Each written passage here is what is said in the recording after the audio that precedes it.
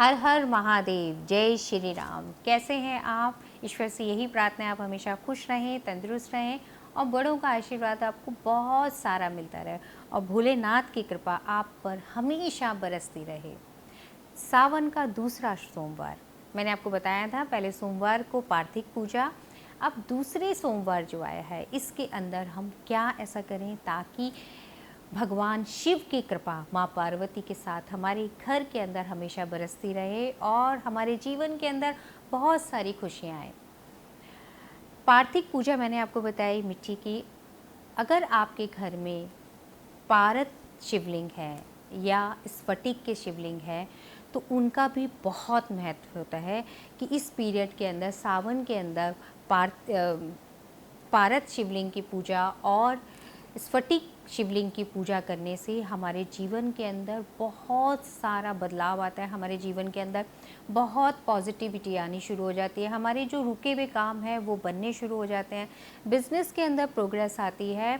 और इस पीरियड के अंदर आज जो दूसरा सोमवार है इसके अंदर मैं आपको बताऊंगी कि सब आपके ऊपर अगर कर्ज़ा बहुत ज़्यादा है और कर्ज़े की वजह से बहुत ज़्यादा परेशान है, काम नहीं चल रहा है या बिज़नेस के अंदर लॉसेस होते जा रहे हैं, तो इस पीरियड के अंदर आप गन्ने के रस से, जी हाँ, गन्ने के रस से, गन्ने का रस शिवलिंग के ऊपर चढ़ाने से एक तो लक्ष्मी का आगमन होना शुरू हो जाता है और आपके जीवन के अंदर मिठास आनी शुरू हो जाती है। जिन पति पत्नियों के रिश्ते के अंदर कड़वाहट है और रिश्ता जो है तलाक तक पहुंचता चला जा रहा है, तो उस रिश्ते के अंदर भी मिठास आनी शुरू हो जाएगी। जो तकलीफ़ें हैं वो दूर होनी शुरू हो जाएगी। इस सोमवार को आप गन्ने के रस से अभिषेक करें शिवलिंग के ऊपर। और बेलपत्र, अगर आपको चार पत्तों का बेलपत्र मिल जाता है तो बहुत बहुत बहुत शुभ होता है। अगर नहीं मिल पाता है तो आपने 11 बेलपत्र लेने हैं। 11 बेलपत्र आपके ऊपर है, 11 ले, 21 ले, 51 ले, आपने वो बेलपत्र लेने हैं। और पारद के शिवलिंग या स्फटिक के शिवलिंग के ऊपर हर बेलपत्र के ऊपर आपने राम लिखना है। अनार की कलम, कहते हैं अनार की कलम से, चंदन से जब लिखा जाता है तो हमारे जीवन के अंदर जो भी तकलीफ़ें होती हैं वो दूर हो जाती हैं और एक तरीके से ये बहुत हमारे को बहुत अच्छा रिज़ल्ट देना शुरू कर देते हैं। आपने जिस समय राम लिखना है, हर पत्ते के ऊपर, एक एक पत्ते के ऊपर आपने राम लिखना है। राम लिखने के बाद में जिस समय आप राम लिख रहे हैं उस पीरियड के अंदर आपने अपनी मनोकामना बोलनी है और उस बेलपत्र को आपने ओम नमः शिवाय कहते हुए चढ़ा दीजिएगा। और अगर आपको 4 का, 5 का, 6 का, 7 का ये अगर बेलपत्र मिल जाते हैं तो आप ये समझ लीजिएगा कि ये बेलपत्र जो हैं आपके जीवन के अंदर शुभ समाचार लेकर के आने वाले हैं।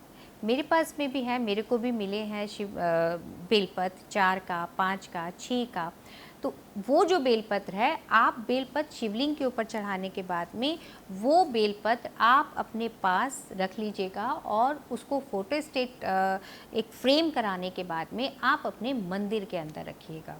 उसको व्यर्थ मत करिएगा, क्योंकि ऐसा कहते हैं कि बेलपत्र के दर्शन मात्र से ही हमारे कितने जन्मों के जो पाप होते हैं ना वो ख़त्म हो जाते हैं। जिनके ऊपर कर्जा है, शमी का पौधा, मेरी आप वीडियो उठा करके देखिएगा, उसके अंदर एक शमी का पौधा मेरे घर के अंदर भी लगा हुआ है।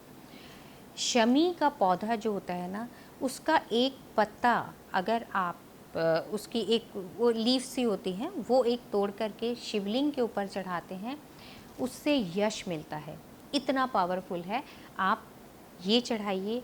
और अगर नहीं है आपके पास में तो भाव से ही उसकी फ़ोटो देख करके तो भी आप चढ़ाएंगे, भाव के साथ में भी करेंगे तो भी आपको प्रभाव उतना ही मिलेगा।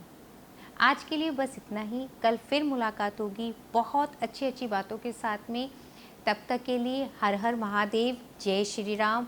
खुश रहिए, तंदुरुस्त रहिए। जय श्री राम।